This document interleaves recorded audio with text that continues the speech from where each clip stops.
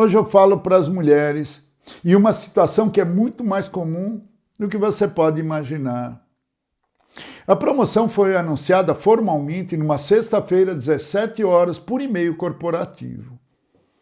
Ana Cristina leu o nome, releu e ficou olhando para a tela por um tempo que não soube medir. Não era o dela. Era de Paulo, um colega que havia chegado 18 meses antes, que havia passado os primeiros 6 meses aprendendo processos que ela tinha criado, que tinha errado 2 entregas importantes no segundo semestre e que havia nos últimos 3 meses começado a aparecer com mais frequência nas reuniões com a diretoria. Reuniões para as quais Ana nunca havia sido convidada. Não porque não fosse boa o suficiente, porque era boa demais para ser movida. Ela fechou o e-mail, pegou a bolsa, desceu pelo elevador em silêncio, entrou no carro e ficou parada no estacionamento por 20 minutos sem conseguir decidir para onde ir, porque pela primeira vez em 11 anos de carreira impecável não havia nenhuma tarefa esperando por ela. E esse vazio, descobriu ali, era o lugar mais assustador que ela tinha encontrado até agora.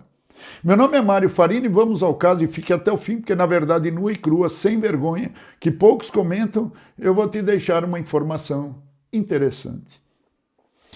Ana Cristina Vaz, 39 anos, 11 anos na mesma empresa de tecnologia, 3 gestores diferentes, chefes diferentes que tinham passado por cima dela, alguns literalmente aprendendo o trabalho com ela antes de serem promovidos como chefes dela, e uma reputação que qualquer profissional deveria querer.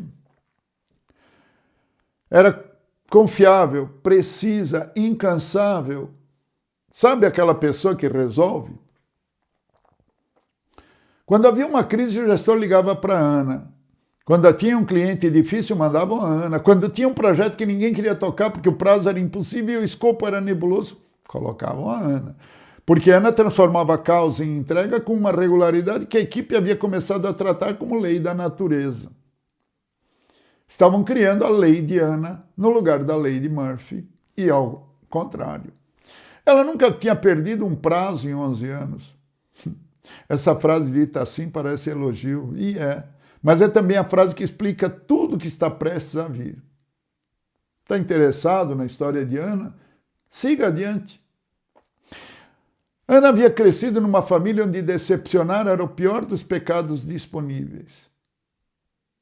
Família rigorosa, não tinha gritos nem punições, havia algo pior, o silêncio específico dos pais quando ela não correspondia à expectativa. Um silêncio que ela havia aprendido ainda muito nova a evitar a qualquer custo. Esse aprendizado entrou com ela na vida profissional com a naturalidade das coisas que formam caráter antes que a pessoa tenha vocabulário para dar nome a isso. Dizer não parecia perigoso, pedir ajuda parecia fraqueza, reclamar de sobrecarga de trabalho parecia ingratidão e deixar algo por fazer, mesmo que fosse tarefa de outra pessoa, mesmo que fosse além do escopo, mesmo que chegasse às 10 da noite da sexta-feira por mensagem de um colega que tinha simplesmente esquecido, parecia para ela uma falha moral. Ela era, sem perceber, prisioneira da própria competência, fruto de uma criação, de uma mentalidade que ela mesma se impôs. O gestor atual, Roberto, era um homem que administrava a equipe com a eficiência discreta de quem aprendeu que sistemas bem azeitados não precisam de atenção constante. E Ana era o sistema mais bem azeitado que ele tinha. E sistemas bem azeitados não se mexem. Nunca havia sido dito explicitamente, nunca haveria sido dito explicitamente, porque dizer uma coisa dessa seria admitir algo que nenhum gestor quer admitir sobre si mesmo. Mas havia uma lógica silenciosa operando. Ana entregava demais para ser movida, para ser promovida. Qualquer promoção significaria tirá-la do lugar onde produzia mais valor para a equipe de Roberto. E a equipe de Roberto precisava de Ana, mais do que Ana precisava de uma promoção. Então estava tudo bem. Então, quando tinha avaliação de desempenho, cuidado com a avaliação de desempenho, Roberto escrevia elogios genuínos, porque eram verdadeiros, genuínos. Quando havia conversa sobre desenvolvimento, prometia trabalhar o tempo certo.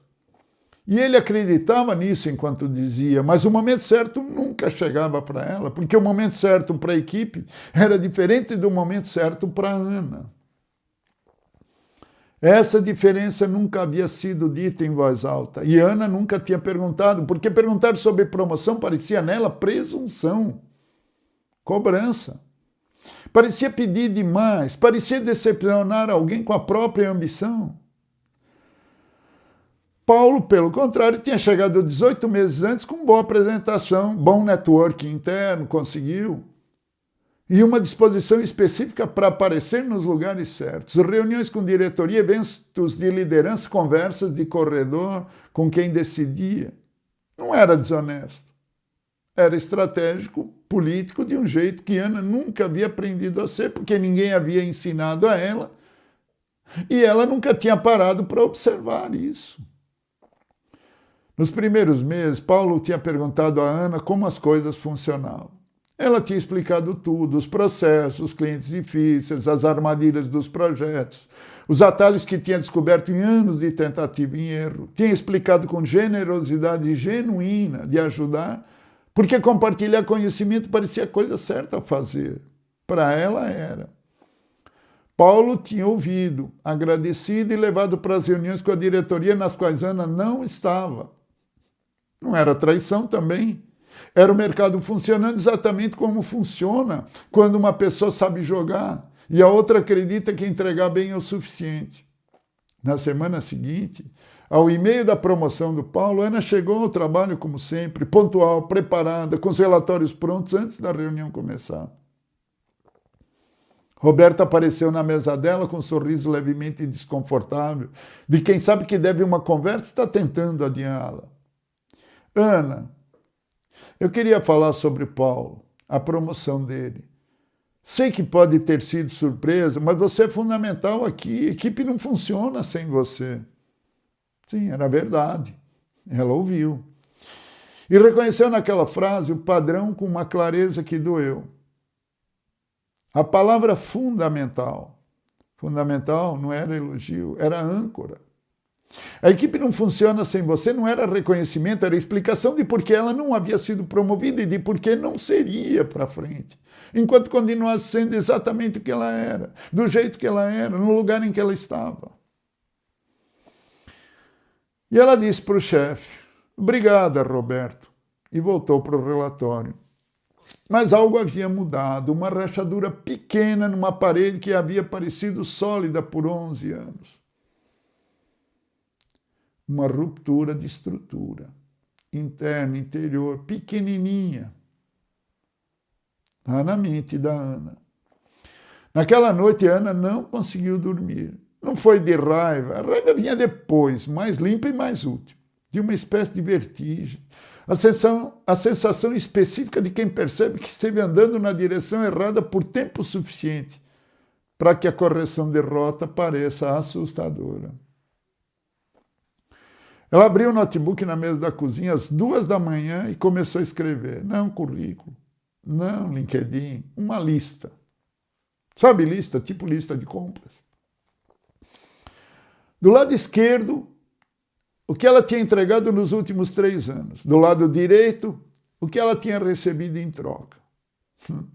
A assimetria, não simetria, assimetria. A não simetria vista assim no papel, naquela luz de madrugada, tinha um peso que ela havia passado anos não permitindo que estivesse em sua mente, sob seu olhar.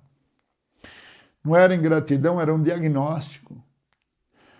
A decisão não veio com epifania, veio como algo mais modesto e mais real, uma escolha pequena, feita numa tarde de terça-feira que mudou a direção de tudo que veio depois.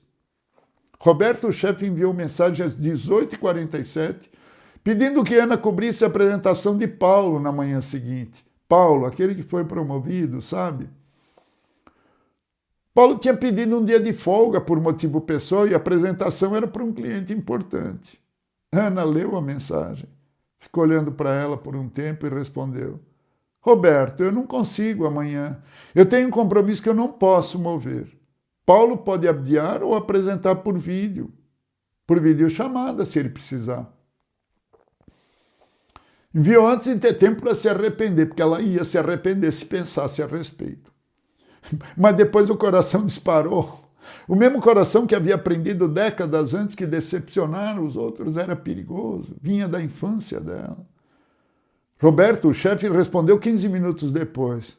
Ok, vou verificar as opções. Não havia drama, não havia colapso. A empresa continuou existindo, o cliente foi atendido de outra forma e Ana foi para casa naquela noite com algo que não conseguia dar nome direito, mas que reconhecia vagamente como dignidade.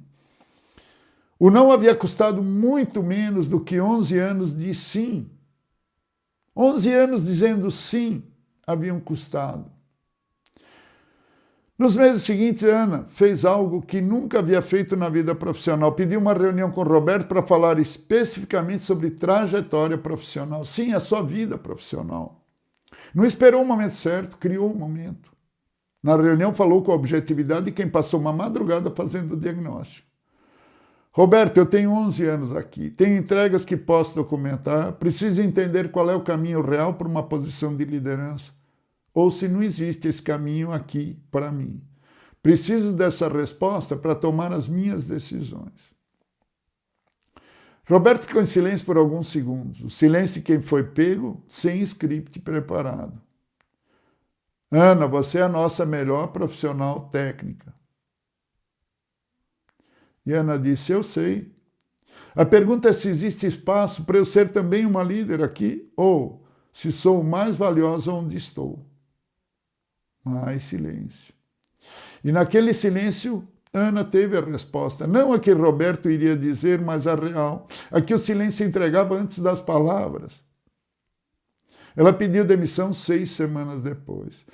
Não foi para um emprego melhor imediatamente, foi para um período deliberado de escolha, algo que nunca havia se permitido, porque parar sempre havia parecido irresponsabilidade. 3 meses depois entrou numa empresa menor como coordenadora de projetos com perspectiva clara de gestão em 12 meses. Ganhava um pouco menos, tinha menos estrutura, menos pessoal, mais exposição e mais voz ativa.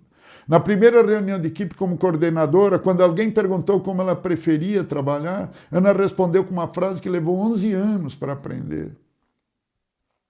Eu prefiro que me tragam um problema real cedo do que a solução perfeita tarde. E eu faço o mesmo com vocês. Ninguém na sala sabia o quanto aquela frase havia custado para ela. Para reflexão e conselhos. A história de Ana tem um nome técnico que o mercado raramente usa com quem está dentro dela. Competence Trap. A armadilha da competência. O profissional fica tão bom numa função que se torna indispensável nela. E exatamente por isso se torna impossível de mover.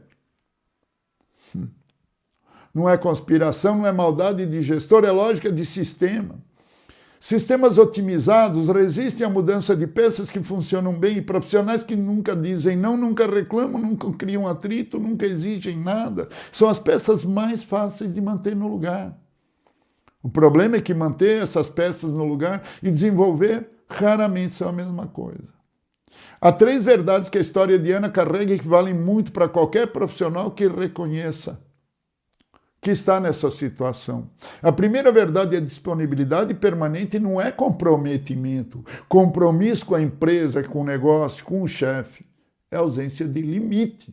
E ausência de limite não é virtude profissional, é um sinal para o mercado de que você não sabe o próprio valor. Quem aceita tudo, comunica que tudo pode ser pedido. Quem tem critério, comunica que tem valor. A segunda verdade é ser insubstituível numa função é frequentemente o oposto de ser promovido. O profissional que o gestor não consegue imaginar em outro lugar é o profissional que o gestor tem mais interesse de permaneça onde está. Isso não é cinismo, é lógica real de quem gerencia a equipe.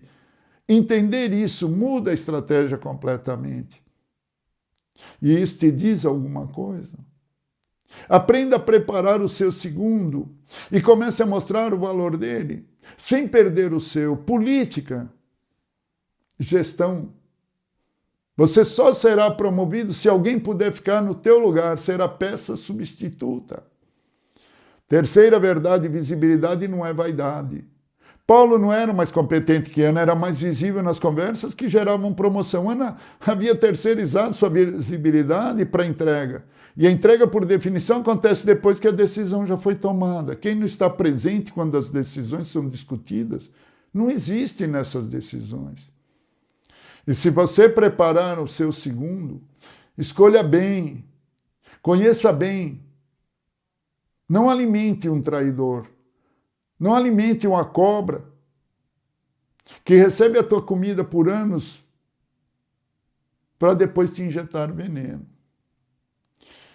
Se você se reconhece na Ana, seja Ana ou seja Paulo, no padrão do sim permanente, na dificuldade de pedir o que merece, na sensação de que trabalha muito, deveria ser suficiente. Há 4 movimentos que fazem uma diferença real. Primeiro, documente o que entrega em linguagem de impacto, não de tarefa. Não, eu fiz o relatório. Não, reduzi o tempo de análise em 40%, que é um processo que virou padrão da área. Isso não é arrogância, é tradução. Ah, fiz o relatório de análise? Não. Segundo, apareça onde as decisões são tomadas, não só onde o trabalho é executado, a reunião estratégica, o almoço com o gestor, o evento interno que parece opcional. Nada disso é opcional quando você quer ser visto como alguém que pensa além da função atual. E aprenda a dizer, se você deseja subir na carreira, isso tem que estar claro para o seu gestor, para o seu chefe, para a direção. Porque muita gente não é movida, embora boa, porque não se manifesta. E a empresa não é obrigada, os chefes, as pessoas, a saber que você pretende crescer dentro da organização. Você pode estar bem, faz bem onde está. E muitas vezes não quer ser promovido. Terceiro, peça conversa sobre trajetória antes de estar frustrado. Ana esperou 11 anos. A conversa feita cedo custa menos emocionalmente e produz mais informação útil.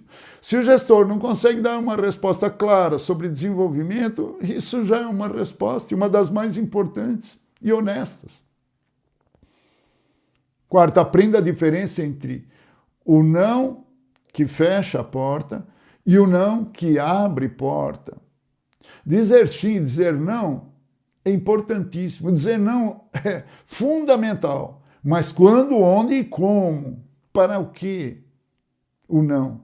Ana descobriu que o não para cobrir a apresentação de Paulo não destruiu nada. Estabeleceu um limite. E limites, paradoxalmente, aumentam o respeito. Porque comunicam que a pessoa tem valor próprio. Sabe o peso do seu trabalho, não apenas a disponibilidade. A verdade nua, crua, desavergonhada, sem vergonha mesmo, que poucos falam de forma clara. O mercado não promove os melhores, promove os mais visíveis entre os suficientemente bons e que sabem trabalhar política. Muitas vezes a política não a política desonesta, a política de verdade. Saber se apresentar, saber mostrar o que faz, saber mostrar futuro para o negócio. Isso não é cinismo, é observação de como os sistemas humanos funcionam. Decisões de promoção são tomadas por gente. Tudo no mundo é feito por gente, através de gente e para gente. Eu não me canso de dizer isso. E promoções são tomadas por pessoas com viés, com limitação de atenção, com interesses próprios. Há interesses. Qualquer dia eu vou falar para vocês do puxa-saco estratégico. Não aquele puxa-saco gratuito e incompetente, mas aquele que se alia ao seu chefe para ajudá-lo, para apoiá-lo de forma sincera, para fazer o chefe crescer e ele crescer junto. É estratégico. Pessoas tomam decisão no base no que vem, no que ouvem, no que lembram e naquilo que as ameaça menos. Estar em cargos importantes é reduzir o risco para si como profissional. E promover é escolher pessoas que não representem maior risco para quem está no cargo mais alto. Ana era melhor do que Paulo em quase tudo que importava tecnicamente. Foi exatamente por isso que ficou onde ficou por mais tempo do que deveria. Porque era boa demais para ser dispensada e quieta demais para ser lembrada quando havia uma cadeira a mais na reunião de diretoria. E aqui está o detalhe que quase nunca é dito em voz alta. Pesquisas sobre progressão de carreira mostram consistentemente que mulheres com alto desempenho são subpromovidas, menos valorizadas, com muito mais frequência do que homens com desempenho equivalente. Sim, é uma verdade. E que um dos fatores mais recorrentes é exatamente o padrão que Ana carregava, a expectativa internalizada, aprendida, de que entregar bem é suficiente, de que pedir é presunção, é arrogância, e de que o reconhecimento vai vir naturalmente para quem merece. Esse é um conceito que o mercado vende, que não existe, nunca existiu na humanidade, desde a época das cavernas. E entenda que em grupos menores, por falar em cavernas, em empresas menores, você consegue sua visibilidade muito maior, muito mais fácil, porque não há muita gente em cargo de gestão, de gerência. O resultado é evidente, é visto, é valorizado. Às vezes mais do que numa grande organização, onde a disputa de poder nem sempre é muito, digamos, limpa. Então, assumindo que o reconhecimento não virá naturalmente para quem merece, não vem, não é automático, não no tempo que deveria. Reconhecimento que não é buscado ativamente tende a ir para quem busca, independentemente de quem o merece mais. Há um produto e há quem o busca. Há um produto e você espera que ele chegue a você por mãos invisíveis do destino. Verdade nua, crua, despudorada é que competência é o ingresso, é a chance de abrir a porta, ver o produto, ver a cadeira. Visibilidade é o assento, a cadeira a ser ocupada. E Ana passou 11 anos com o ingresso na mão, do lado de fora do teatro, sem abrir a porta, sem ver a cadeira, achando que isso era suficiente para assistir o espetáculo. Não era. Ela ficou 11 anos assistindo o espetáculo de pé. Se esse episódio falou com você, seja você Ana, Paulo, Renato ou Berta, não importa. Se valeu para você, dá o like. Dedinho não dói e não cai. Assine o canal. Se inscreva. Coloque nos comentários temas, assuntos, lendas, empresas que você quer que a gente apresente aqui para você. E fica a mensagem final, porque trabalhar bem é uma obrigação. Você ganha para isso. Ser visto fazendo bem é uma escolha sua. E é uma escolha que precisa ser feita ativamente, sempre. Ou alguém vai fazer isso por você. E esse alguém vai sentar na cadeira que era sua. Aproveite seu dia e procure ser feliz. Até o próximo Casos e Carreira.